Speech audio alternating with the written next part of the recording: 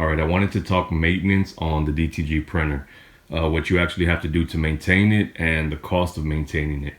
It's all fine, it's all fun when we're looking to buy a new DTG printer or a new used DTG printer. But one thing we often forget about is the maintenance cost. So I just got this box in here and I just got my maintenance error. So we're gonna open the box and get this going. And maintenance cost is really gonna depend on the type of DTG printer you have. This is a Brother GTX. I also have this older one here, the INKJET. Now the INKJET, I would highly recommend steering away from. I bought this printer maybe 3 years ago, 4 years ago, and from day one, it just gave me nothing but problems. As you can see there, I have the cage off, and then I have these lines exposed right here, trying to fix it. But I just never got around to it, and then I just bought this one, and I was off to the races from there. Okay, so first thing, this is backwards, so none leaked out. This is our cleaning solution. So this cleaning solution here runs I think about $75 to $80, and this cleaning solution I have to replace like once a month. What else do we have in here? We have our wiper blades. These are the things that you have to replace once a month. So you have your wiper blade here, you have your cleaner, and then you have these little foam pads. These foam pads are $20. Let me see if I can get more light here.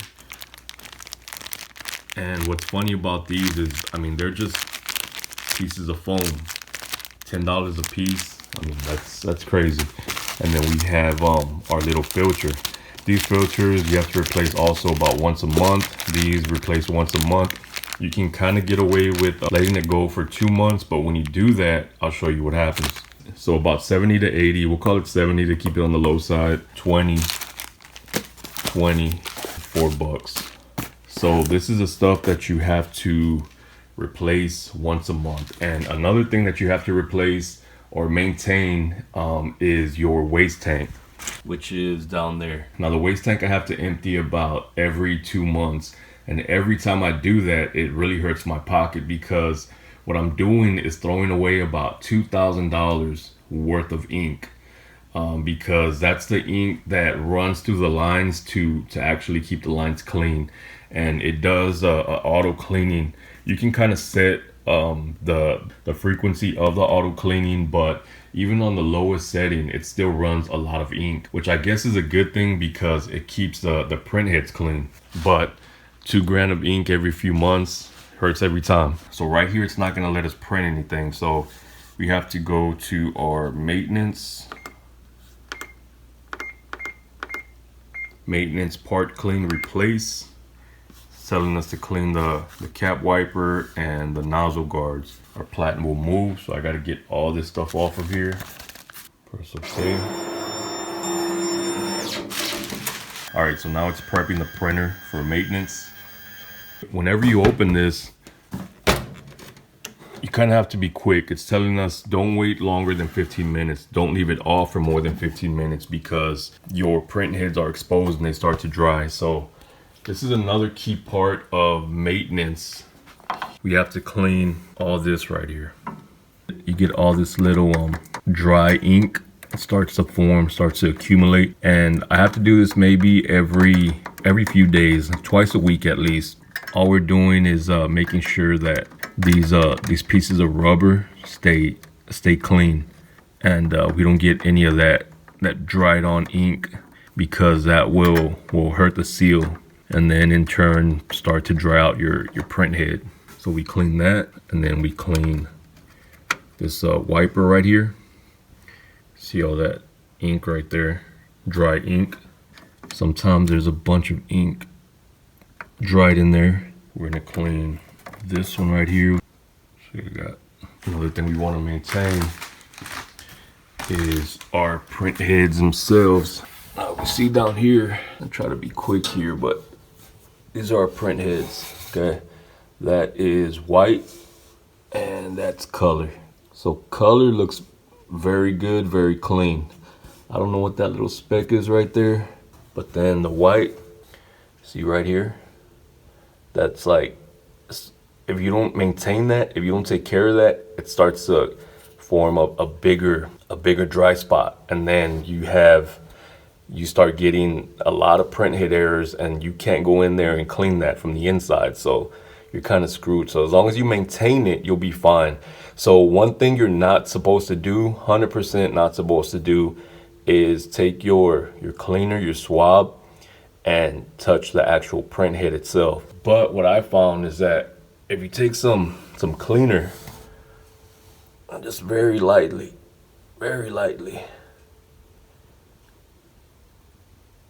go across there, you're fine. I haven't had any problems yet, but you can see the difference when you kind of go over it. Just make sure you're doing it very lightly. Very lightly. And all that's gonna do there is break up that little dry spot. And then over here, all this right here, you gotta clean all this too, because we gotta make sure that we have a good seal. Definitely don't wanna go in with your nail, I'm telling you right now, but I feel comfortable doing it, so that's what I'm doing. So these are our wiper cleaners. So I'm not gonna replace these yet until I get another notification that I have to clean these. So I kind of let these go maybe 2 times. When I got that notification to replace these, I didn't do it. So just to cut cost, I'm not gonna replace those right now, but look at these right here. These are our foam cleaner, and these are pretty much gone. So full disclosure here, I let these go like 2 months, and then I let these go like 2 months.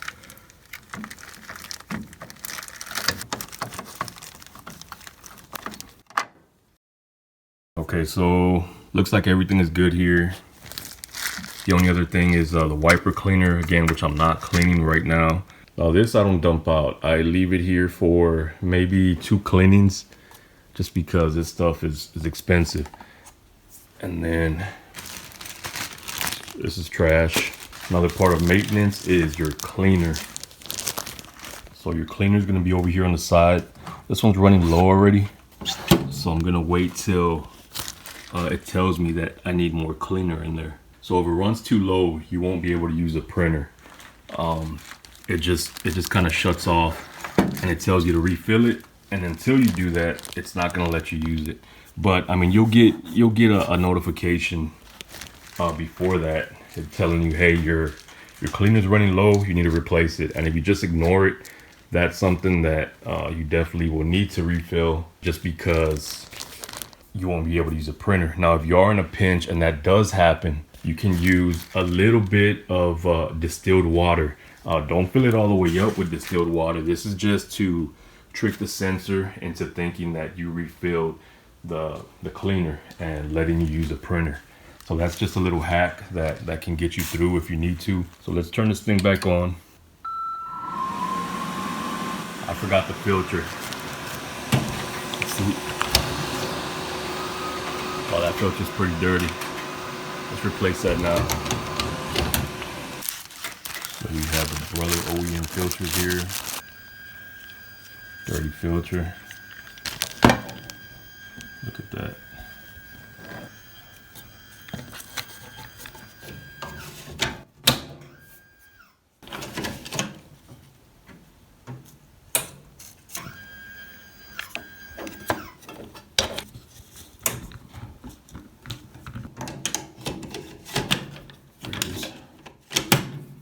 Perfect. So we have our filters changed. We have our waste sponges changed.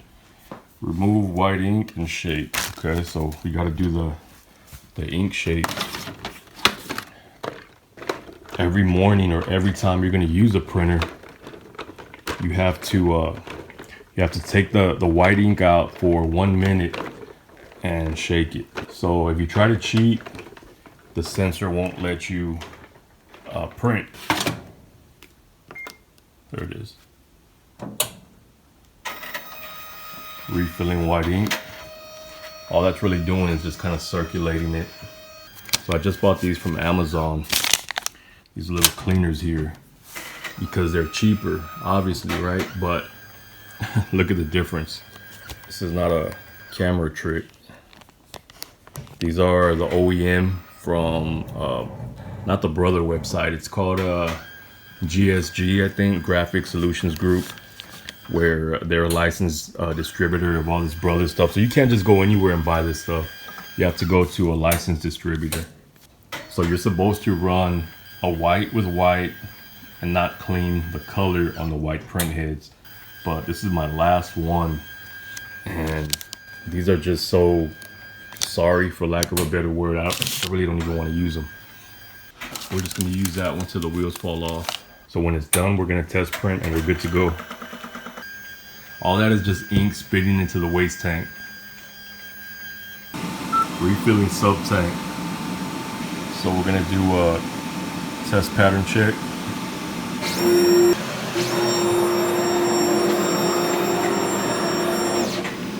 I mean, that's close to perfect. Cross my fingers right there. And then it's gonna come back. We're gonna do the white. The white's the one we're really concerned about here. We want to get a good, nice print.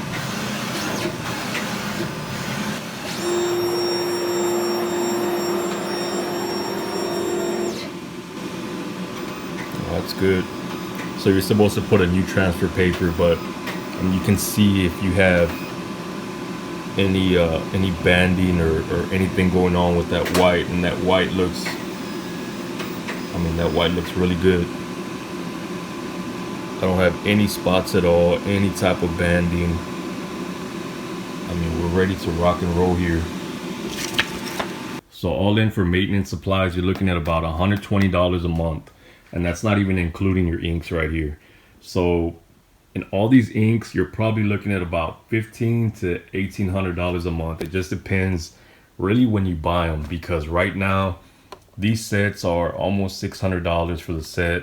You can't buy them separate. You have to buy the set. And I think these are like $250. And these you can buy in singles. So anytime you can save on ink, be on the lookout for that. The only ones I really wouldn't recommend buying aftermarket, your yellow, your magenta, and your whites. So these two right here, I haven't found a good aftermarket, so I've just been using the OEM. So these are $250 a pop. These right here, I found this Firebird. I've tried a whole bunch of different aftermarket inks, the white, but you want to have a really good white ink, because if you don't have a good white print, you won't have a good print at all. Black is black, right? So you can use aftermarket on that. This one I'm kind of on the fence about. This is aftermarket ink in here, and I mean, it's just navy ink, but you can really tell the difference in the print quality when you use aftermarket magenta and yellow.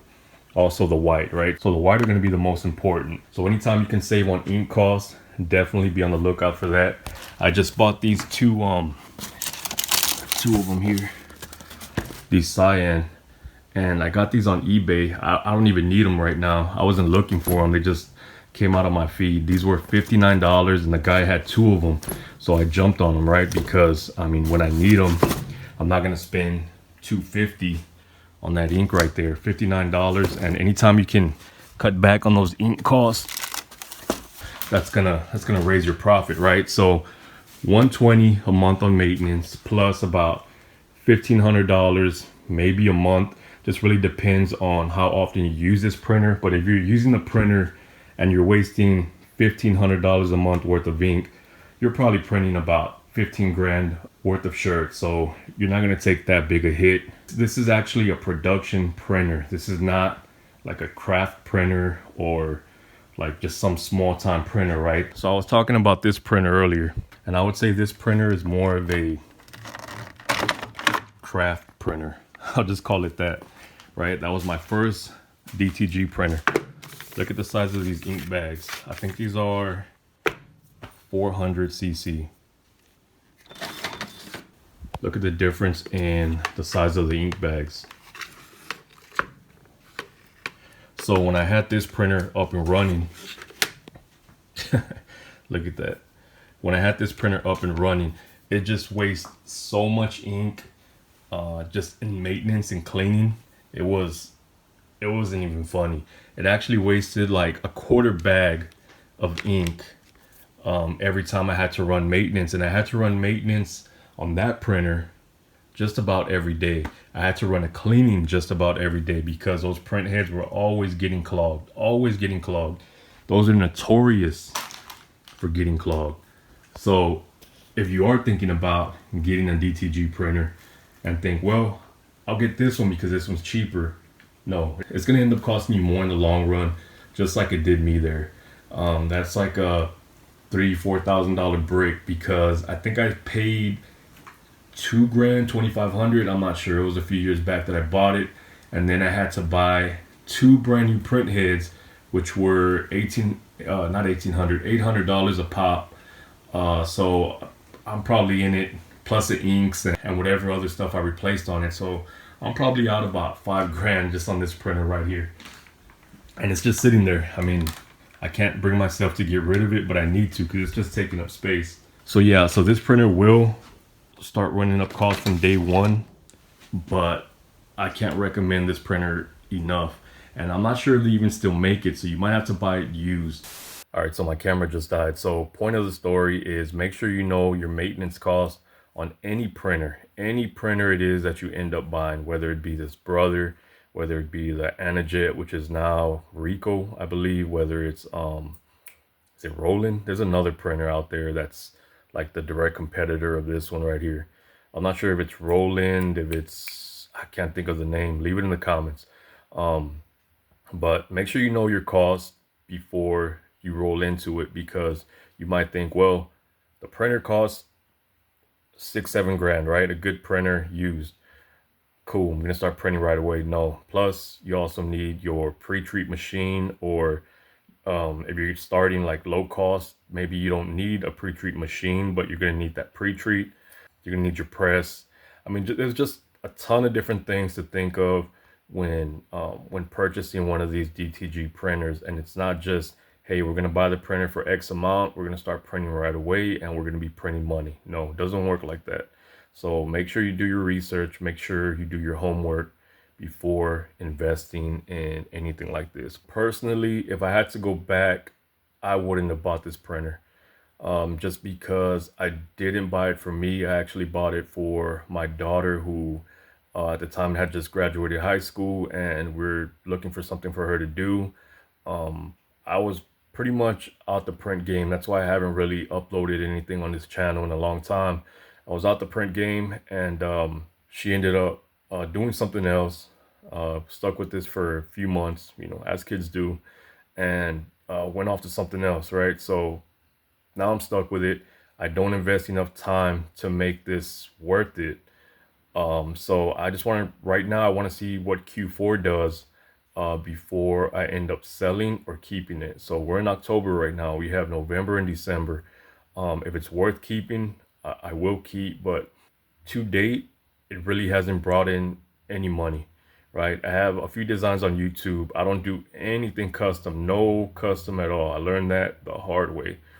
10 years of owning the shop, dealing with customers' artwork, dealing with, well, no, I want it like this. No, it was supposed to be this shade, not this shade. It was supposed to be this size, not this size.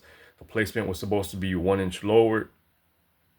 Messed me with all that. I'm not doing that, right? So I just have a few designs on, well, I have right now about 500 designs on eBay, and someone buys it, I print it, right? I don't invest enough time in this. I don't, if I was really going, I'd probably have to upload 50, 100 designs a day, just to keep it moving, right? But I really don't have time for it. So I want to see what Q4 does. We keeping this, we selling it. So anyway, thanks for watching. Hope this video was helpful. See you in the next one.